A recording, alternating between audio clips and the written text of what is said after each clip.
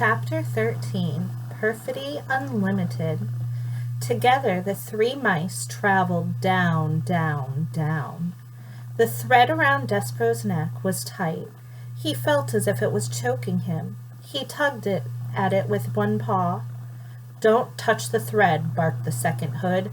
"Yeah," echoed the first hood. "Don't touch the thread." They moved quickly, and whenever Despero slowed, one of the two hoods poked him with the shoulder and told him to keep moving. They went through holes in the wall and down golden stairs. They went past rooms with doors that were closed and doors that were flung wide. The three mice traveled across the marble floors and under heavy velvet drapes. They moved through warm patches of sunlight and dark pools of shade. This, thought Despero, was the world he was leaving behind, the world that he knew and loved, and somewhere in it the Princess P was laughing and smiling and clapping her hands to music, unaware of Despero's fate, that he would not be able to let the princess know what had become of him seemed suddenly unbearable to the mouse. "Would it be possible for me to have a last word with the princess?" Despero asked. "A word?" said the second hood. "You want a word with a human?" "I want to tell her what has happened to me." "Geez," said the first hood. He stopped and stamped a paw on the floor in frustration.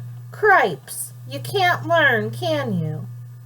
The voice was terribly familiar to Despero. "Furlough?" he said. "What?" said the first hood irritably. Despero shuddered. His own brother was delivering him to the dungeon. His heart stopped beating and shrunk to a small, cold, disbelieving pebble. But then, just as quickly, it leapt alive again, beating with hope. "Furlough," Despero said, and he took one of his brother's paws in his own. "Please let me go, please. I'm your brother." "No," said Furlough. "Rules are rules." Reader, do you recall the word perfidy? As our story progresses, perfidy becomes an even ever more appropriate word, doesn't it? Perfidy was certainly the word that was in Despero's mind as the mice finally approached the narrow, steep stairs that led to the black hole in the dungeon. They stood, the three mice, two with hoods and one without, and contemplated the abyss before them. And then Furlough stood up on his hind legs and placed his right paw over his heart.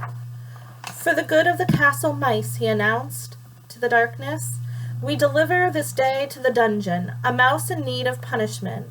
He is, according to the laws we have established, wearing the red thread of death." "The red thread of death?"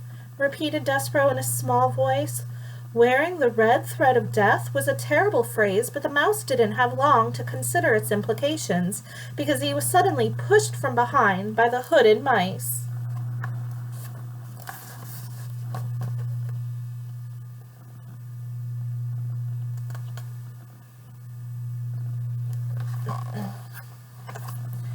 The push was a strong one, and it sent Despero flying down the stairs into the dungeon.